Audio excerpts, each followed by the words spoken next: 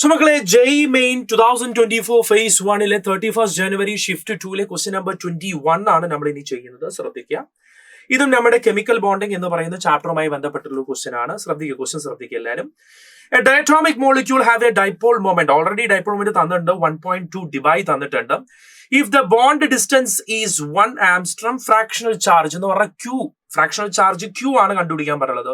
ഞാൻ പറയാം dipole moment mu is equal to Q into distance between the charges. Charge into distance between charges ആണ്.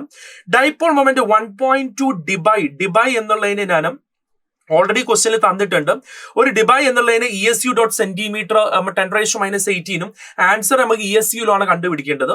So നമുക്കത് പറയാൻ പറ്റും, this will be equal to 1.2 ഡിബൈന് 1.2 ESU 1.2 into 10⁻⁸ ESU dot centimeter is equal to Q into distance ക്വസ്റ്റ്യനിൽ തന്നിട്ടുണ്ട്. Distance എന്നുള്ളത് 1 ആംസ്ട്രം ആണ്. ആംസ്ട്രത്തിന് നമ്മൾ സെന്റിമീറ്ററിലോട്ട്, കാരണം തൊട്ടപ്പുറത്ത് നമ്മൾ ESU ഡോട്ട് സെന്റിമീറ്റർ ആണ് കൺസിഡർ ചെയ്തിട്ടുള്ളത്.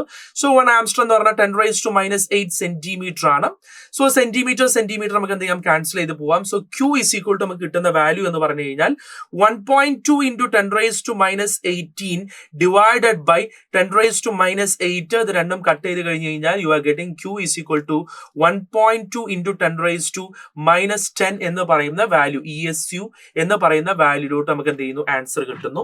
നമ്മോട് ക്വസ്റ്റ്യൻ ചോദിച്ചിരുന്നത് ഇൻറ്റു 10⁻⁻1 എന്നതിന്റെ ഓർഡറിലാണ് ചോദിച്ചിട്ടുള്ളത്. ഇൻറ്റു 10⁻⁻1 ഓർഡറിൽ ചെയ്യുകയാണെങ്കിൽ this value will be equal to what, 0 അല്ലെ. ആ വാല്യൂ എന്തായിട്ട് മാറും, 0 ആയിട്ട് മാറും. ഒരു ഡയറക്റ്റ് ക്വസ്റ്റ്യൻ ആണ്, നമ്മുടെ NCERT-യുമായി ബന്ധപ്പെട്ടിട്ടുള്ള ഒരു ഡയറക്റ്റ്, ഒരു simple question. Okay, let's move to the next question.